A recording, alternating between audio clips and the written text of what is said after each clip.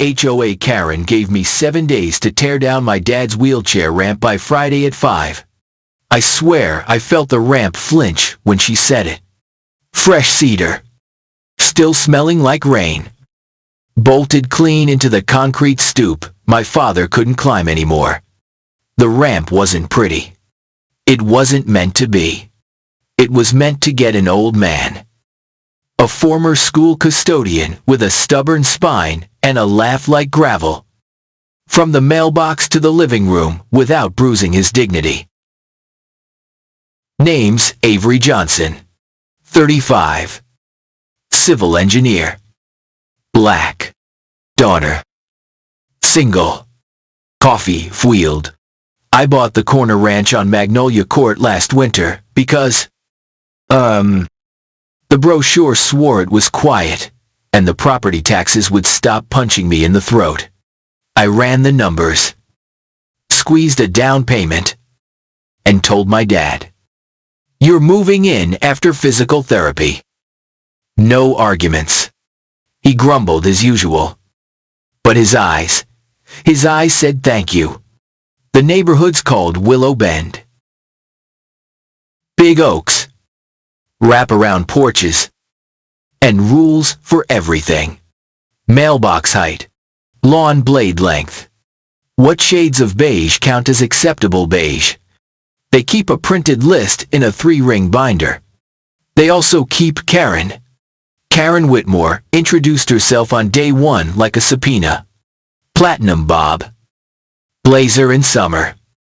A gold name badge that read, President. And a smile shaped like a court order. She handed me a welcome packet and a list of covenants: no sheds over 6 feet. No exterior modifications without approval. No flags except the approved holiday set. And please adhere to aesthetic harmony. She said those 2 words like a prayer or a threat. Great to meet you, I said.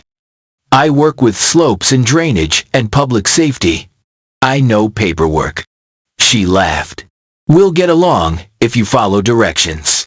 3 months later, my dad slipped in his apartment tub. Hip fracture. Surgery on a Wednesday. I picked him up the next Monday. He stood at the bottom of the Magnolia Court steps, staring at 4 concrete risers that might as well have been a mountain. Give me a week, I told him. You'll have a ramp. I submitted a variance request, the same day drawings, materials, load calculations, photos.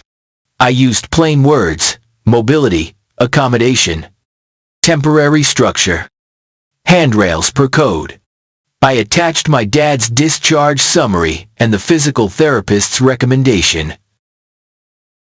I even highlighted the Fair Housing Act language on reasonable accommodations. Then, I emailed the HOA Architectural Committee and CC'd the management company. Paper trail. Response came fast. Not approval. A courtesy denial. No signatures. No meeting date.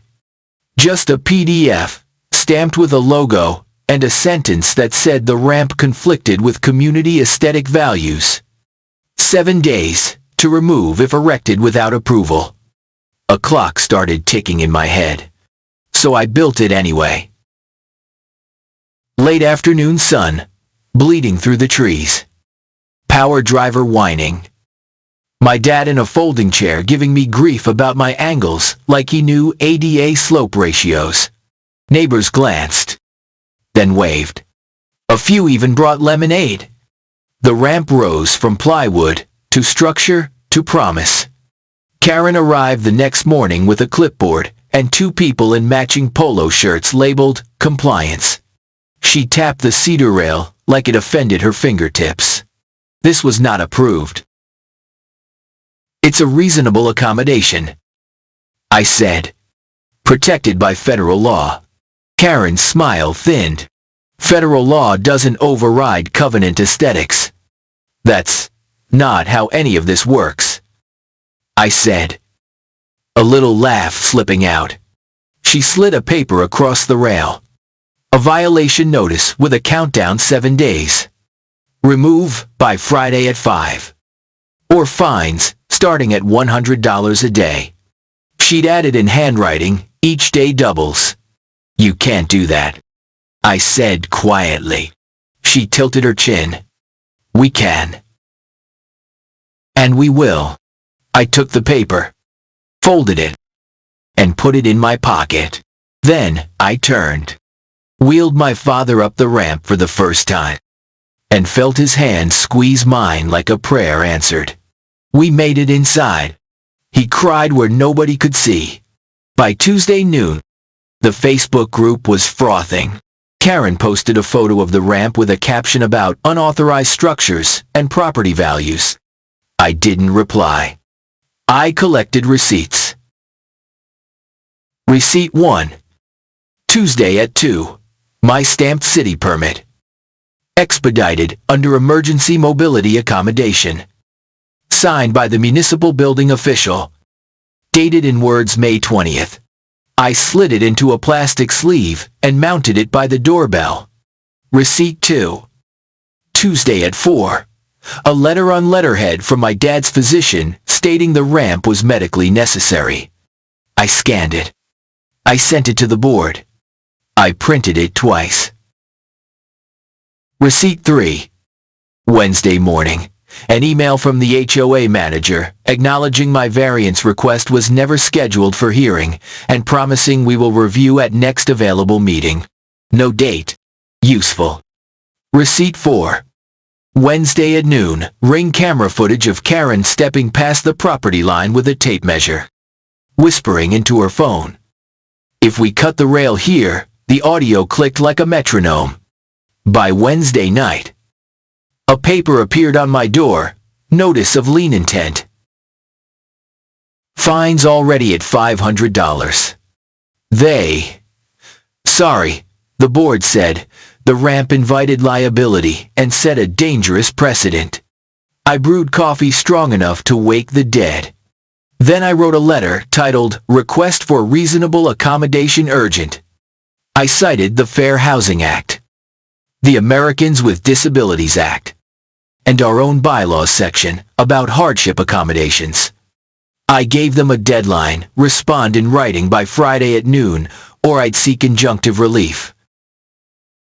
I copied the city attorney, the building official, and, for fun, the local paper's city reporter, whose DMs I'd once fixed a stormwater story for.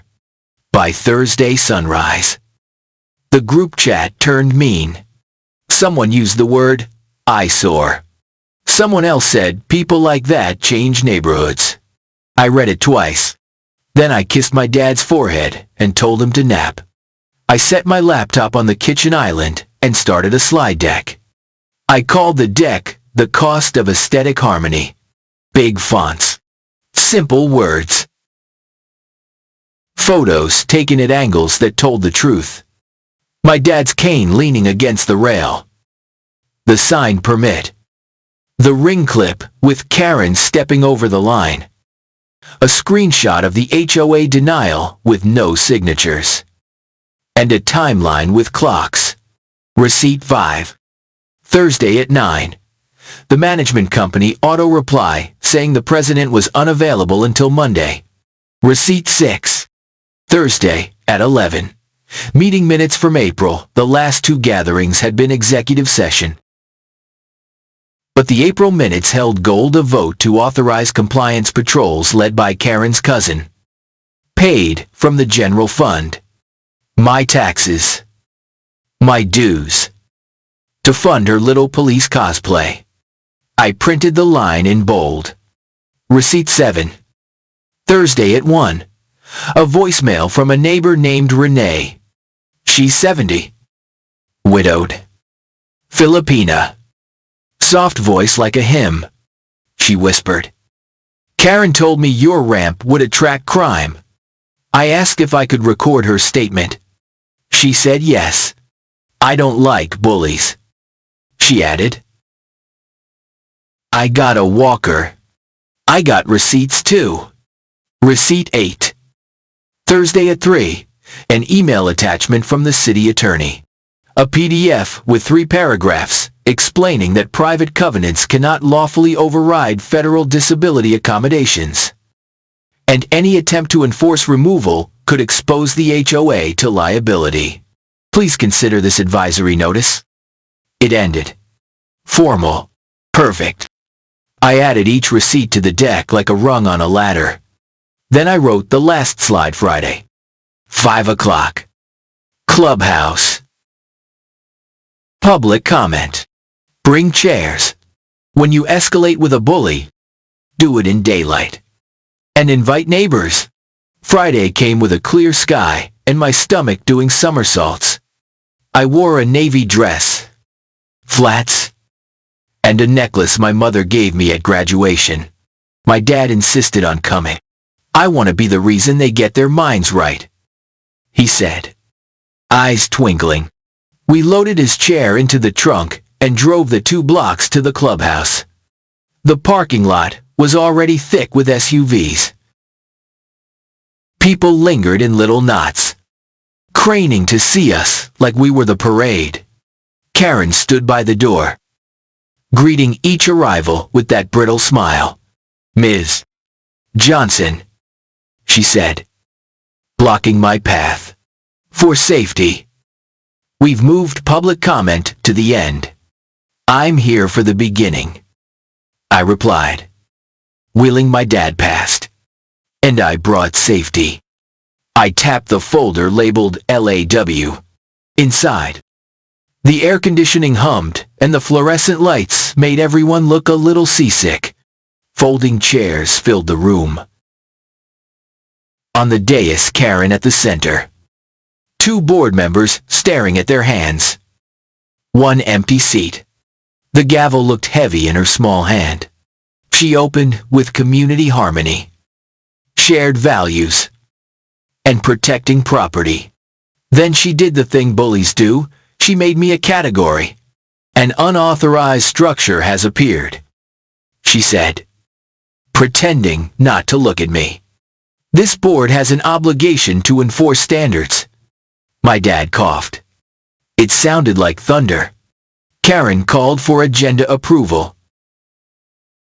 Hands raised timidly. I raised mine to speak. She ignored me, so I stood. Point of order, I said. I submitted a timely request for reasonable accommodation and an appeal. Under your own bylaws, I'm entitled to be heard. She rapped the gavel. Sit down. Ms. Questioned, Johnson. You will speak during public comment. I didn't sit. City Attorney Advisory. Dated in words May 23rd. I said, holding up the letter. It says any attempt to remove a medically necessary ramp violates law. Murmurs. Heads turning. The 2 board members finally looked up. Karen smiled, but her eyes flashed. Please email that to management. I did. I said. Twice. I also brought a projector. I set it on the front table, clicked, my laptop awake, and cast slide 1 onto the wall. The cost of aesthetic harmony. In white letters across a photo of my father's cane. Ms. Johnson, Karen said through clenched teeth. This is not your platform. It's everyone's, I said, and stepped aside so the room could see. Slide 2 timeline. Dates in words. Tuesday variance request. Wednesday, denial without signatures. Thursday, notice of lien intent before due process.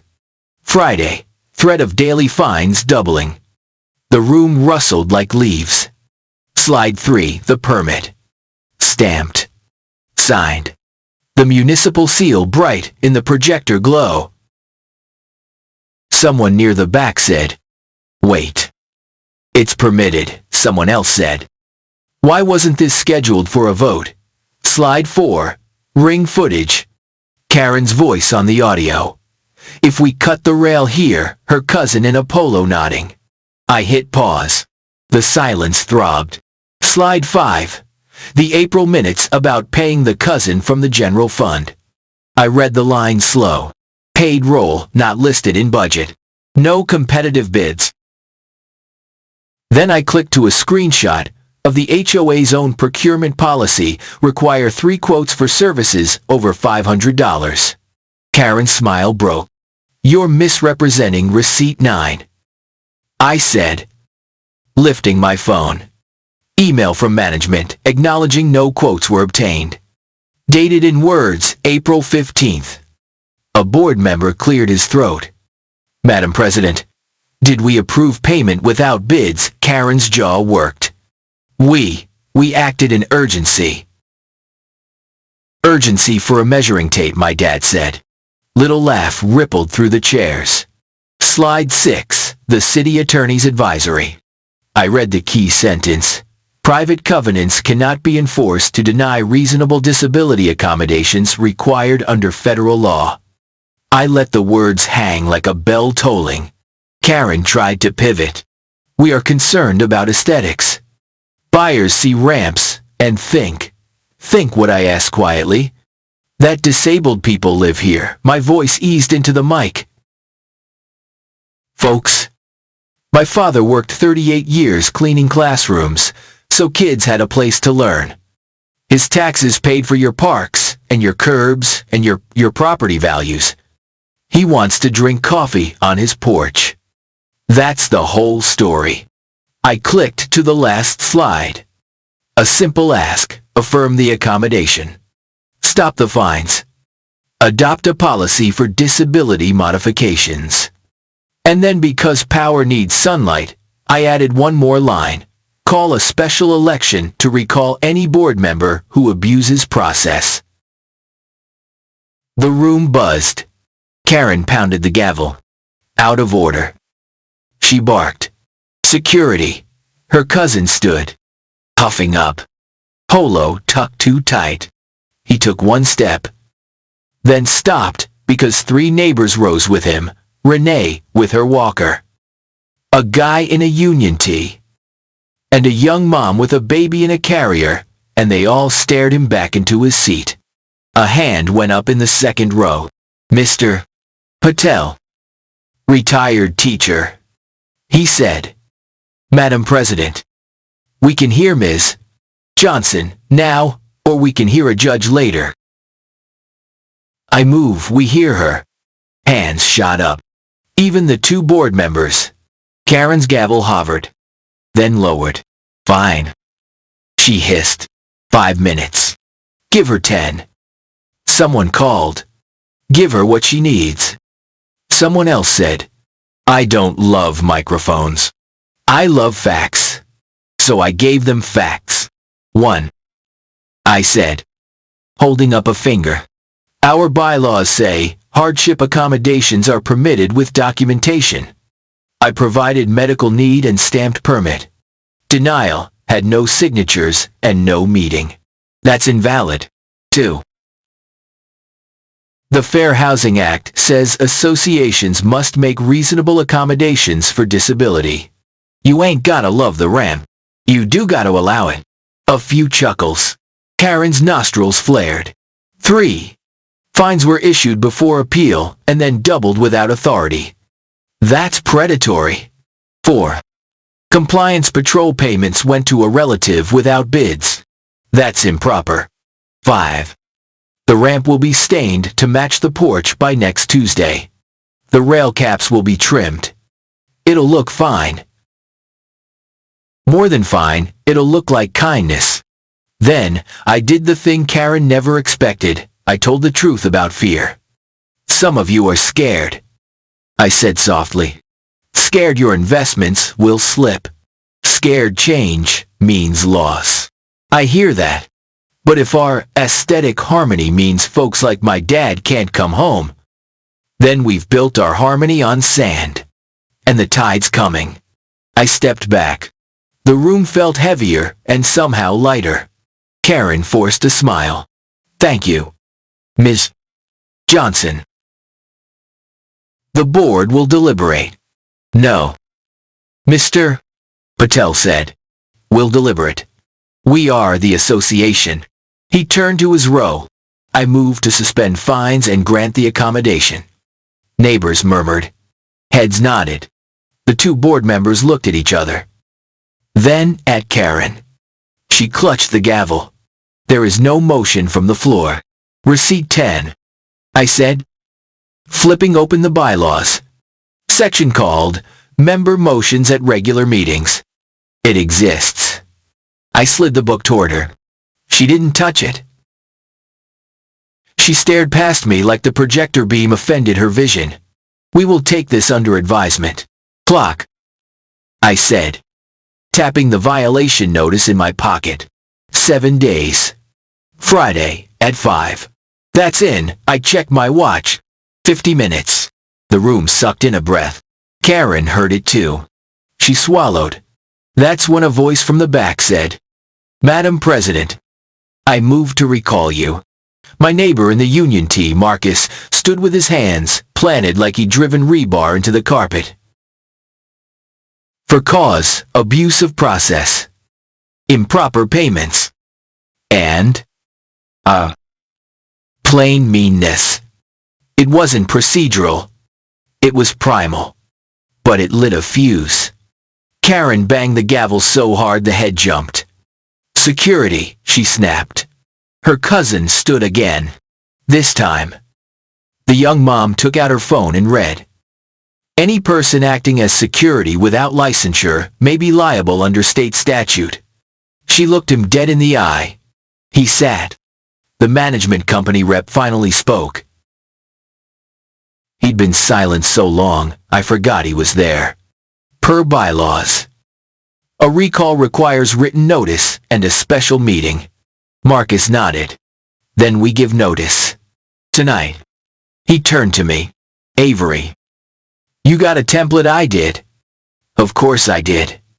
We ended without a vote, but with something better momentum. People lined up to sign the recall petition.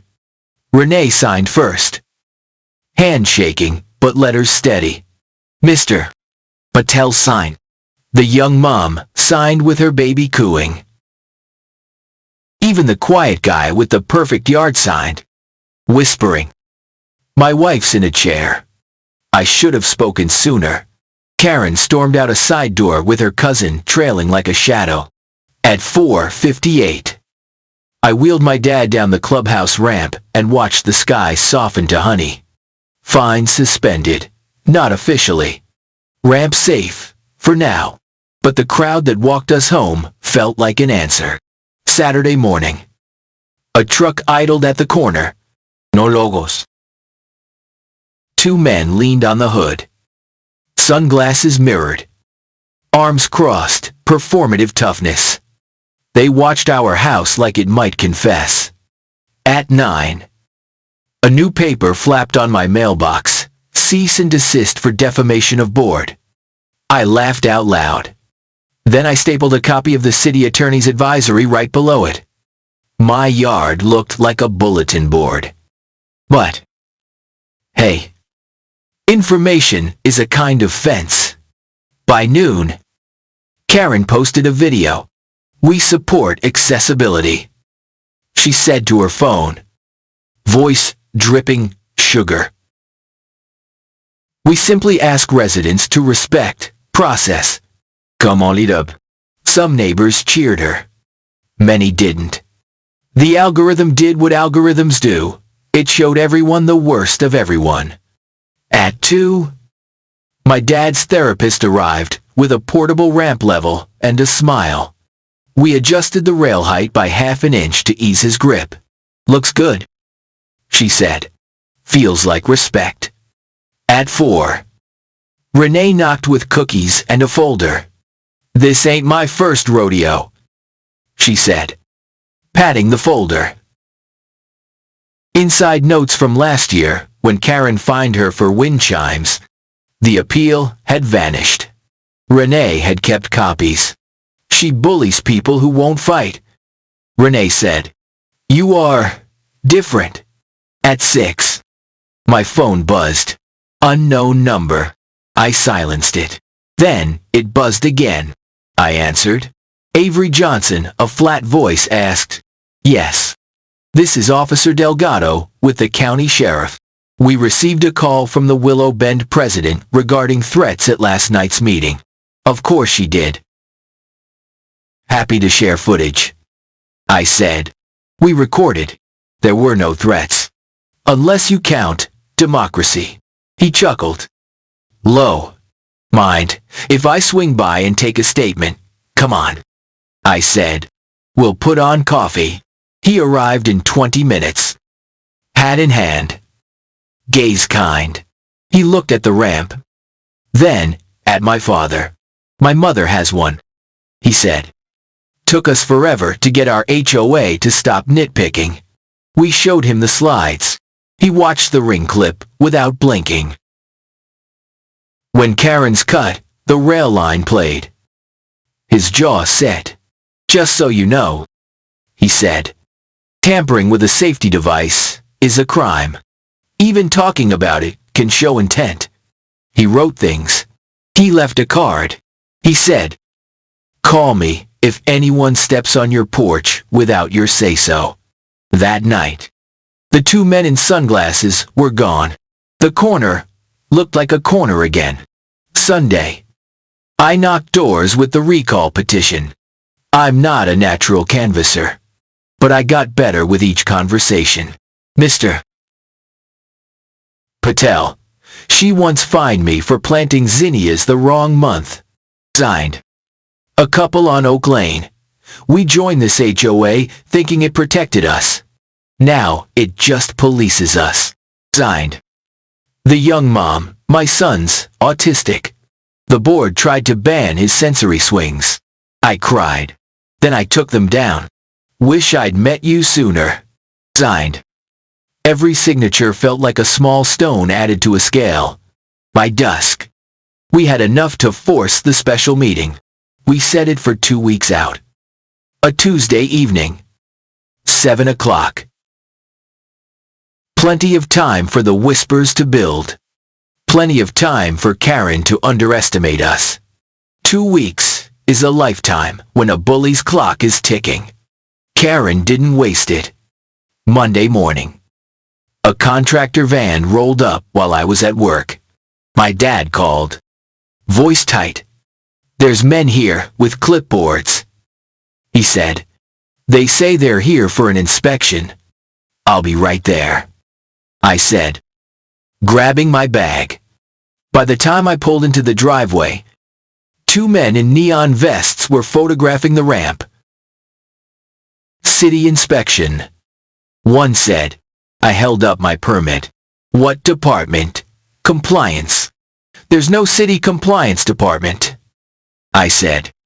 Who sent you? They looked at each other. The association. The taller one said. Great. I said. Then you're trespassing. Off my porch. They left. Muttering about just doing our job. I sent Officer Delgado the ring clip. He replied in 5 minutes, on our way if needed. I texted back we're okay. For now. Wednesday. A letter came from a law firm with too many names. It threatened to pursue all available remedies if I continued defaming the board. I wrote back, truth is a defense. Also, see attached advisory. Then I CC'd every signatory. Friday. An envelope with no return address slid under my door. Inside a photocopy of a check from the HOA to Willow Compliance Services. Signed by Karen. Amount in words, $2,000. Memo line, patrol overtime.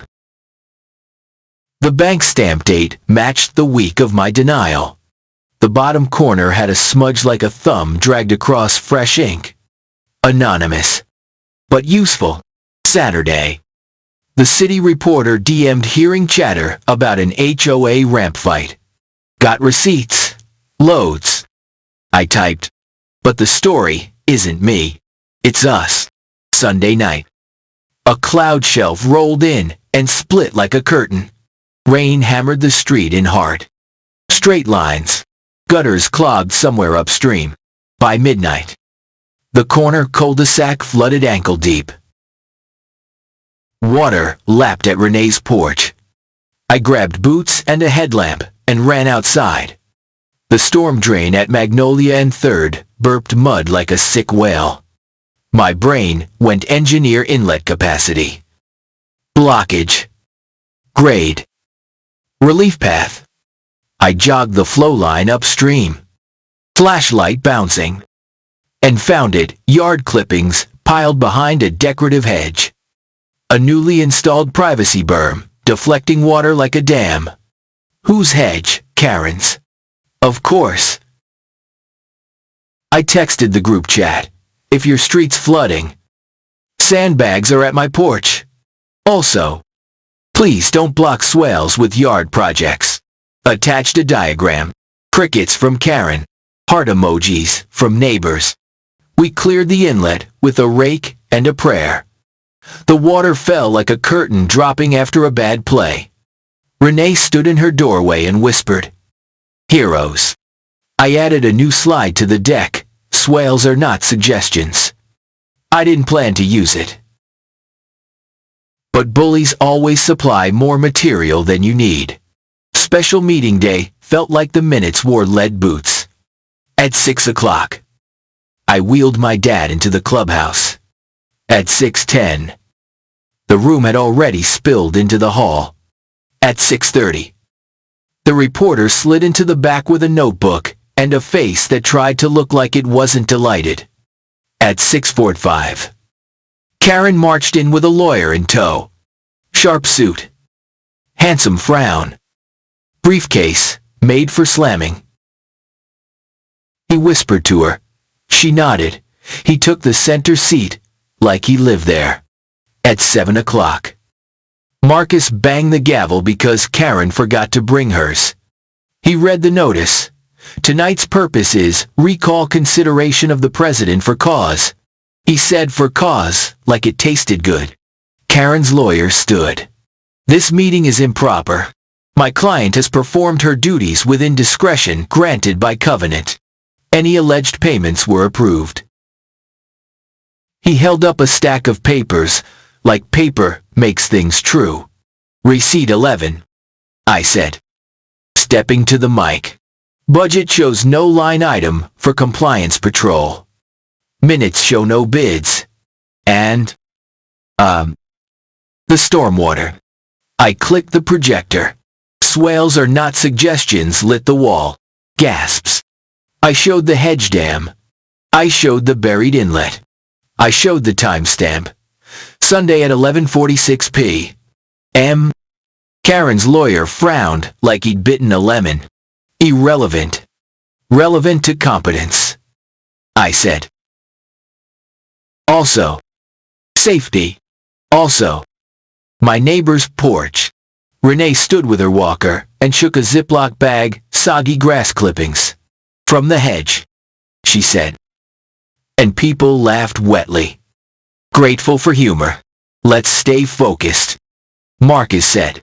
The ramp? He turned to Karen. Why deny a permitted, medically necessary structure? Karen smiled the smile you wear when your mask is glued on. We never denied a medical need. We requested an alternative design that preserved harmony. Receipt 12, I said, holding up the courtesy denial. I read the only sentence. Conflicts with aesthetic values. No design alternatives. No signatures. No meeting. The lawyer tapped his briefcase. Even if process faltered, intent was community preservation. Fines are lawful. Receipt 13, I said. Your fine letter doubled daily without authority. Show the bylaw that allows doubling. He shuffled. He found nothing. He closed the briefcase. Karen shifted strategies. Neighbors. I've volunteered for years. I've protected your values. People move here for consistency. If we let every person build whatever they want, my dad is not whatever. I said. I took a breath. Look, I know rules help communities, but rules are tools. not weapons. And folks with power gotta use them, like they won't hurt people. The lawyer leaned in for a last swing. Ms. Johnson has engaged the press to smear my client. She seeks attention. You gave me a lot to pay attention to, I said. And the room laughed again. Marcus lifted the ballot box. Members only. People lined up. Checked names off a list. Took paper slips. Hesitated, like they were about to jump into cold water. Then voted. My hands shook. My dad squeezed my elbow.